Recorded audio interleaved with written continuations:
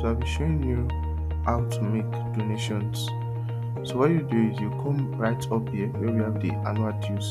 Then you hover around it, you put your mouse on it, then you see a drop down here which says donations, then click on it. So after you click on donations, you come here and then you input the amount you want to donate. Any amount can be added here.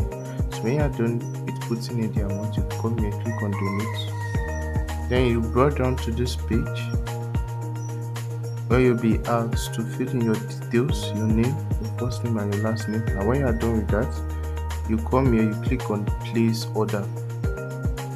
So after you click on place order, you'll be brought down to this page which you'll be asked to fill in your card details, your card expiry and your CVV. And when you're done, you click on pay, this green button here. Thank you. See you in the next video.